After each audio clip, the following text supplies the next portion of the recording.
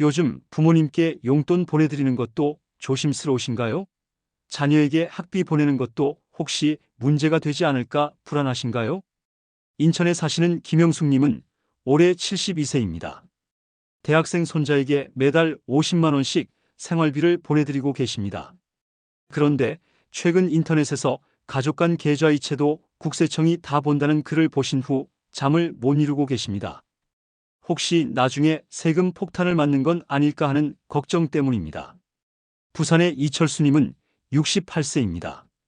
결혼한 딸에게 집장만 자금으로 5천만 원을 보내주셨는데 며칠 뒤 지인에게서 증여세 신고를 안 하면 큰일 난다는 이야기를 들었습니다.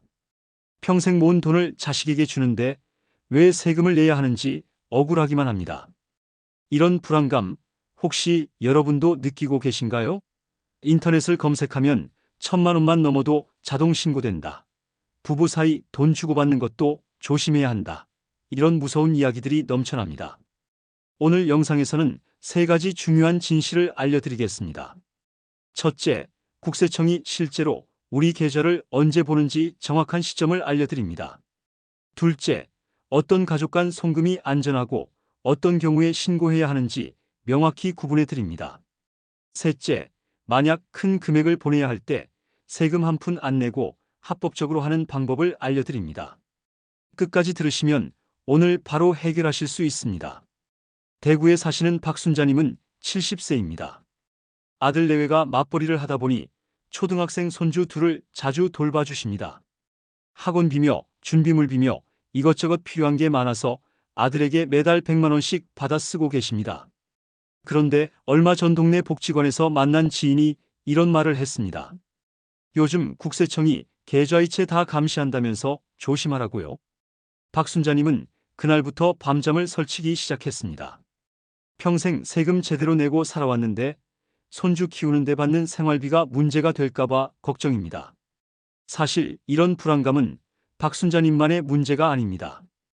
요즘 많은 시니어분들이 비슷한 고민을 안고 계십니다. 부모님께 용돈 드리는 것도 조심스럽고 자녀에게 경조사비 보내는 것도 혹시 문제가 되지 않을까 전전긍긍하십니다. 왜 이렇게 된 걸까요?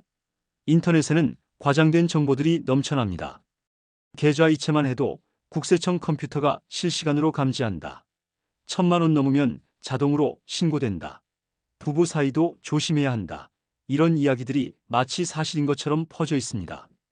답답하고 억울합니다. 평생 세금 내며 번 돈을 가족끼리 나누는데 왜 이렇게 조심해야 하는 걸까요? 정부는 도대체 무엇을 원하는 걸까요? 하지만 여기서 중요한 진실 하나를 말씀드려야겠습니다. 여러분이 걱정하시는 것의 대부분은 기우입니다. 일상적인 가족 간 돈 거래는 거의 문제가 되지 않습니다.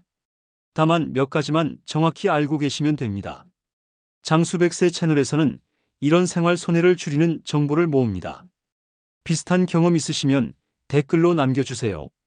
먼저 가장 큰 오해부터 바로 잡아야 합니다. 많은 분들이 계좌이체를 하면 국세청 컴퓨터가 실시간으로 감지한다고 생각하십니다.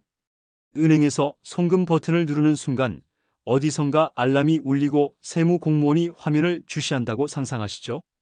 하지만 현실은 전혀 다릅니다. 국세청은 일반적인 계좌이체 내역을 들여다볼 법적 권한도 없고 실제로 들여다보지도 않습니다. 대한민국에는 약 5천만 명의 국민이 있습니다. 이들은 매일같이 수억 건의 금융 거래를 합니다. 월급 받고 공과금 내고 온라인 쇼핑하고 친구와 밥값 나눠내고 자녀에게 용돈 보내는 모든 행위가 계좌이체로 이루어집니다. 그런데 국세청 세무 공무원은 전국에 약 2만 명 정도입니다. 2만 명이 5천만 명의 실시간 거래를 어떻게 감시하겠습니까? 물리적으로 불가능합니다. 그렇다면 국세청은 대체 언제 우리의 계좌를 들여다볼까요? 바로 세무조사가 진행될 때입니다. 세무조사라는 특정 절차가 개시되어야만 비로소 과거의 계좌 거래 내역을 추적할 권한이 생깁니다. 평소에는 아무리 큰 금액이 오가도 심지어 수백억 원이 이체되어도 국세청은 그 사실 자체를 알 수가 없습니다. 다만 한 가지 예외가 있습니다. 바로 고액 현금 거래입니다. 현금으로 1천만 원 이상을 한 번에 입출금하면 금융기관이 자동으로 국세청에 이를 보고하는 시스템이 작동합니다. 이것은 자금 세탁 방지법에 따른 의무사항입니다. 하지만 이것은 어디까지나 현금 거래에 국한된 이야기입니다. 계좌 이체는 금액과 무관하게 자동 신고 대상이 아닙니다. 그러면 세무조사는 누가 받는 걸까요? 이 질문의 답을 알면 여러분이 왜 걱정할 필요가 없는지 명확해집니다. 세무조사 대상자는 크게 세 가지 유형으로 나뉩니다. 첫 번째는 사업자입니다. 개인 사업자나 법인을 운영하는 분들이죠. 하지만 사업자라고 해서 모두 조사를 받는 것은 아닙니다. 통계를 보면 전체 사업자 중 약 0.2%만이 세무조사 대상이 됩니다. 100명 중 1명도 안 되는 확률입니다. 두 번째는 상속세 신고자입니다. 부모님이나 배우자가 돌아가셔서 상속세를 신고하면 국세청은 피상속인의 과거 재산 형성 과정을 확인합니다. 이때 보통 10년 정도의 계좌 내역을 추적합니다. 세 번째는 부동산 거래 관련 조사입니다. 집을 사거나 팔 때 특히 고가의 부동산을 구매하면 자금 출처 조사 대상이 될 수 있습니다. 국세청은 이 사람이 이 집을 살 만한 소득이 있었나를 확인합니다. 이 세 가지 경우를 제외하면 일반 직장인이나 평범한 가정에서 세무조사를 받을 가능성은 거의 제로에 가깝습니다. 그렇다면 이제 구체적인 상황별로 정리해 보겠습니다.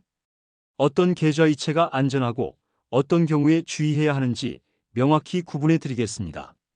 상황 1. 부부간 계좌 이체.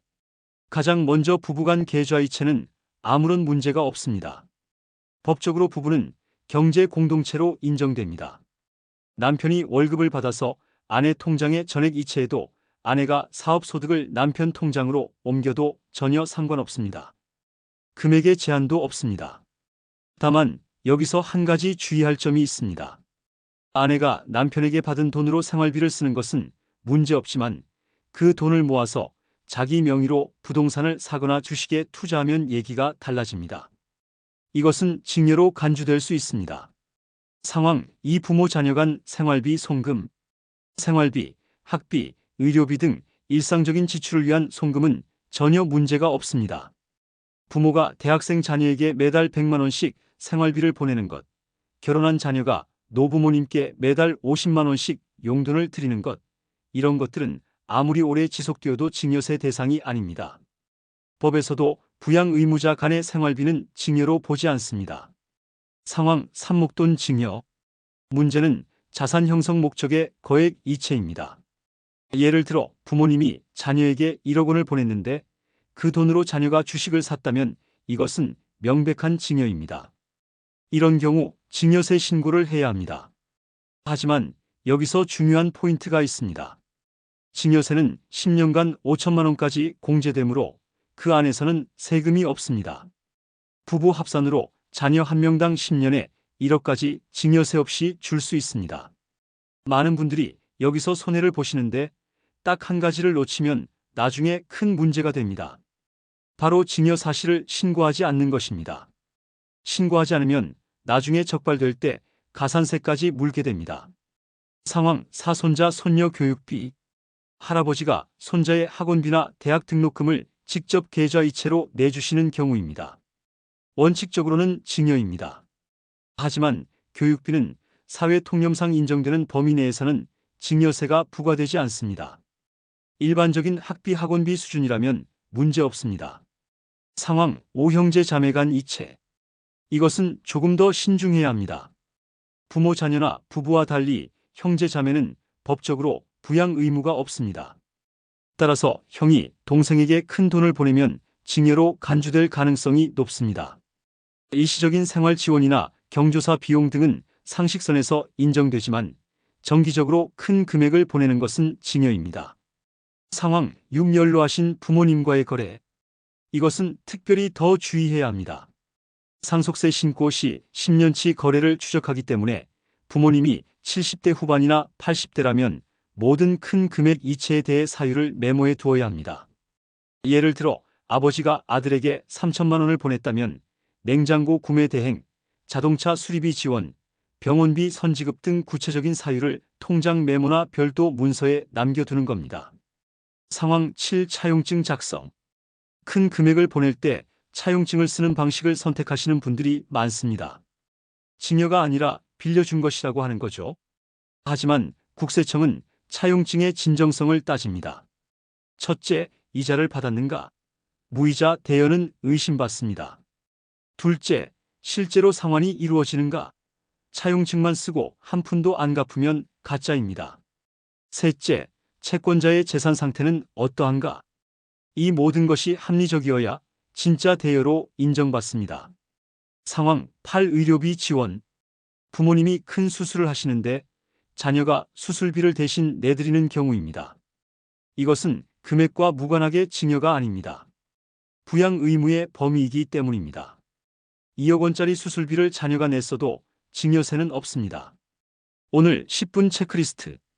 부부간 생활비 이체는 금액 제한 없이 자유롭습니다. 부모 자녀 간 생활비 용돈 학비는 증여세 대상이 아닙니다. 10년 5천만 원 공제 한도를 기억하세요. 큰 금액 이체 시 통장 메모에 사유를 남기세요. 연로하신 부모님과의 거래는 기록을 남기세요. 추가 절약 팁. 통장 메모를 활용하세요. 은행 이체할 때 메모란에 생활비, 학비, 의료비 등 용도를 적어두면 나중에 소명 자료가 됩니다. 큰 금액은 한 번에 보내지 말고 나눠서 보내세요. 1억을 한 번에 보내는 것보다 나눠서 보내는 게 심리적으로 안전합니다. 영수증을 보관하세요. 부모님이 자녀에게 5천만 원을 보냈는데 그게 집 수리비였다면 집 수리 영수증을 챙겨두세요. 이제 정확히 아시겠죠? 대부분의 가족 간 송금은 전혀 문제가 없습니다. 서울의 최민호님은 69세입니다. 오늘 영상을 보시고 나서 안심하셨습니다. 그동안 손자에게 매달 보내던 50만 원 용돈이 문제가 될까봐 전전긍긍하셨는데 생활비는 금액과 무관하게 증여세 대상이 아니라는 걸 확인하셨습니다. 인천의 김정숙님은 71세입니다.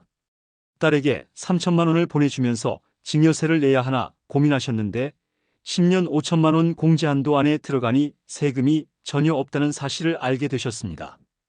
부산의 박영수님은 74세입니다. 아들이 사업자금으로 5천만 원을 요청했는데 차용증을 제대로 작성해서 나중에 문제가 생기지 않도록 준비하셨습니다. 이런 작은 지식 하나가 여러분의 한 달 생활비를 지킬 수 있습니다. 불필요한 세금을 내지 않아도 되고 불안감 없이 가족끼리 서로 도우며 살 수 있습니다. 노후 생활의 안정은 이런 작은 정보에서 시작됩니다. 모르면 손해보고 알면 지킬 수 있습니다. 가족 부담도 줄어들고 마음의 평화도 찾으실 수 있습니다.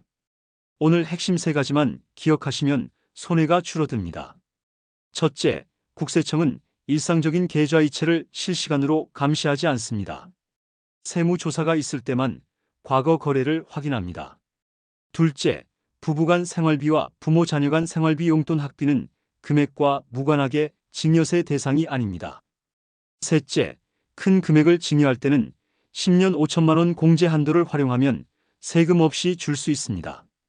이 영상 한번 공유로 누군가의 한 달 생활비를 지킬 수 있습니다. 주변에 비슷한 고민을 하시는 분이 계시다면 꼭 공유해 주세요.